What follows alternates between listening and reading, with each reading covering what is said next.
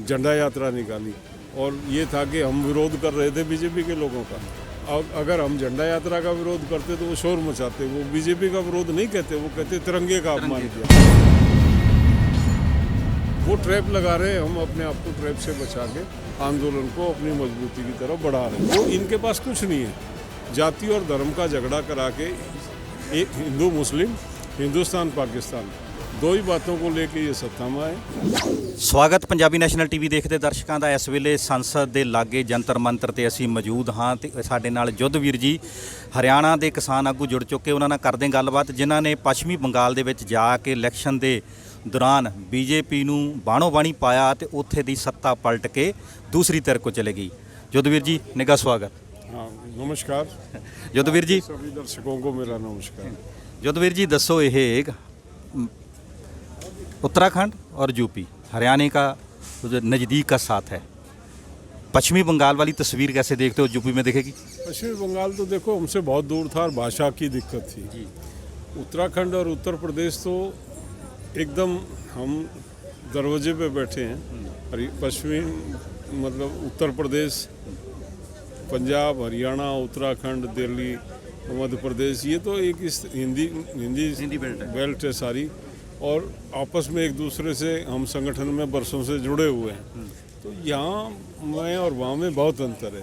वहाँ भाई हमारी भाषा नहीं समझते थे और उतना इजी नहीं था, बहुत लोगों के लिए जाना इजी नहीं था।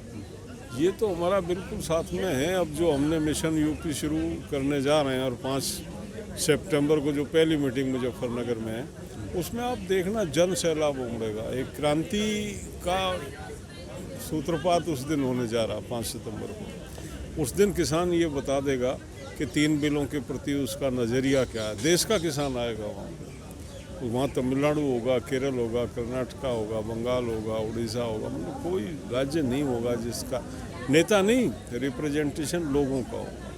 ਯੁੱਧਵੀਰ ਜੀ, ਆਪਾਂ ਦੇਖਦੇ ਕਿ ਜਿਸ ਤਰ੍ਹਾਂ 7 ਸਾਲ ਦੇ ਵਿੱਚ ਅਮਿਤ ਸ਼ਾਹ ਤੇ ਮੋਦੀ ਦੀ ਜੋੜੀ ਨੇ ਦੇਸ਼ ਦੀ ਹਰ ਨਬਜ਼ ਨੂੰ ਸਮਝ ਕੇ ਕਿੱਥੇ ਕੀ ਵੰਡਣਾ ਆ, ਕਿੱਦਾਂ ਕਿਸੇ ਭਾਈਚਾਰੇ ਨੂੰ ਲੜਾਉਣਾ ਆ, ਕੀ ਕਰਨਾ ਆ, ਰਾਜਨੀਤੀ ਦੇ ਵਿੱਚ ਅੱਗੇ ਜਾਣ ਲਈ ਉਹਨੇ ਹਰਬਾ ਵਰਤਿਆ। आप क्या सोचते हो कि आज ये किसान आंदोलन का जितना बीजेपी का विरोध हो रहा है, वो बात समझ नहीं रहे है कि या समझ के लिए कुछ और करना चाहते हैं? देखिए, उन्होंने इसको पहले अंडर एस्टिमेट रहे। उन्होंने पंजाब में मान लिया कि पंजाब तो हमारा है नहीं, पंजाब में बीजेपी है नहीं और पंजाब के लोगों का आंदोलन है। फिर जैसे ही पंजाब आया तो उनको ये नहीं था कि हरियाणा इस तरह से हाथों हाथ लेगा। SYL का मुद्दा उछाला और घटियापन पे आए वो, लेकिन हरियाणा के भाइयों ने एकदम से उसको नकार दिया सारे विश्व को कि हमारा भाइयों का कुछ होगा, 100 बातें होती हैं, लेकिन ये मुद्दा किसान का है और हम सब साथ हैं। तो वो सरकार वहाँ घबराई। उसके बाद पश्चिमी उत्तर प्रदेश आ गया तो ये कहने लगे कि 2.5 राज्यों का है। राजस्थान आ गया, मध्य प्रदेश आ गया, अभी कल तमिलनाडु के 1000 लोग आ रहे हैं। अब देश आ गया तो सरकार, आंध्रा के लोग आज आए हुए हैं, ये बड़े नेता हैं किसानों के, आंध्रा के BS राव बहुत बड़े नेता हैं। तो पूरा इनका आने का मतलब ये है कि यहाँ हजारों की संख्या, एक पूरे भारत में। तो ये सरकार असेसमेंट नहीं कर पाई। सरकार को ये लग रहा था कहीं ना कहीं पंजाब के लोगों को आइसोलेट कर देंगे, खालिस्तानी और ये करके और वो करके। तो ये गलतफहमी दूर की। हमने 20 ट्रैप इन्होंने लगा दिए, सबको रिजेक्ट कर, सबका जवाब दिया। और बहुत ही हमारा जो नेतृत्व है फूंक फूंक के चल रहा है। एक एक कदम हम सोच के रखते हैं। अभी जैसे हरियाणा में षड्यंत्र किया, झंडा यात्रा निकाली और ये था कि हम विरोध कर रहे थे बीजेपी के लोगों का। अगर हम झंडा यात्रा का विरोध करते तो वो शोर मचाते, वो बीजेपी का विरोध नहीं कहते, वो कहते तिरंगे का अपमान किया। तो हमने कहा भाई 15 तारीख तक एग्जेम्प्टेड है, झंडा यात्रा का कोई विरोध नहीं करेंगे। वो ट्रैप लगा रहे हैं, हम अपने आप को ट्रैप से बचा के आंदोलन को अपनी मजबूती की तरफ बढ़ा रहे हैं। तो हम बड़े सतर्क हैं। वो इनके पास कुछ नहीं है, जाति और धर्म का झगड़ा करा के एक हिंदू मुस्लिम, हिंदुस्तान पाकिस्तान, दो ही बातों को लेके ये सत्ता में आए और इनके पास कोई एजेंडा इनका नहीं है। बाकी सब ये खाली हैं बिल्कुल, और पूंजीपति की दलाली करते हैं, पूंजीपतियों को सौंप रहे हैं आहिस्ता आहिस्ता देश को, संस्थानों को। खेती के ये 3 कानून भी पूरे तौर पे पूंजीपतियों को खेती, कृषि बाजार और कृषि का भंडार, 3 चीज़ों को सौंपने के लिए ये 3 कानून आए। किसान और देश की जनता समझ गई है और आहिस्ता देखेंगे आप हम जल्दी में नहीं हैं, हम में बहुत धैर्य है, हम किसान हैं। हम जब फसल का इंतज़ार कर लेते हैं और मौसम की परवाह ना करते हुए बीज फेंक देते हैं, पता होता है हमें पता नहीं लौटेगा या नहीं लौटेगा।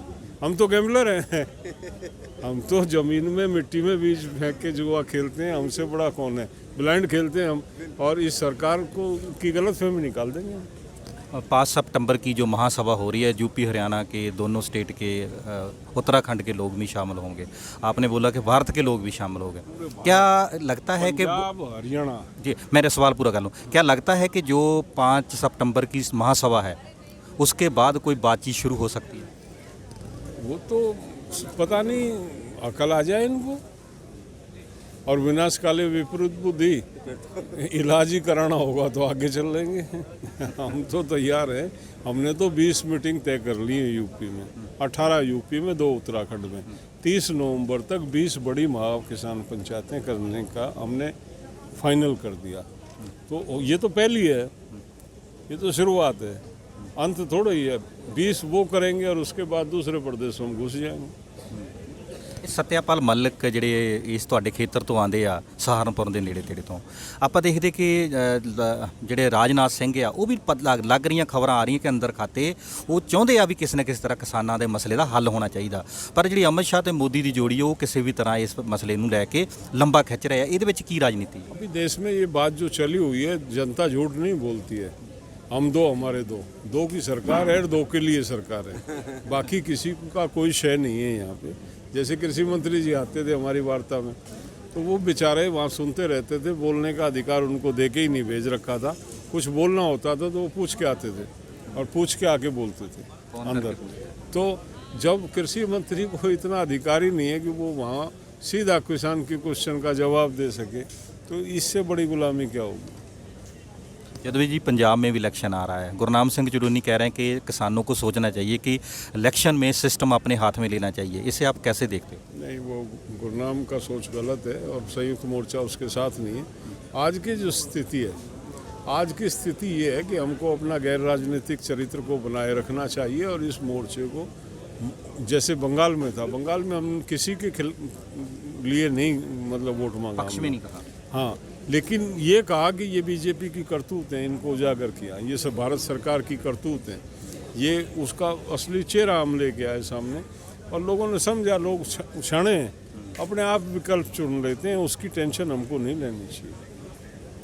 और ये तो लड़ाई का पहला कदम है।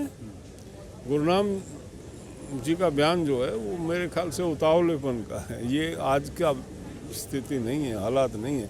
पहले इस लड़ाई को फतेह करो, बाद में सोचना क्या करो। ਜਦਵੀਰ ਜੀ ਧੰਨਵਾਦ ਆਪका। नमस्कार।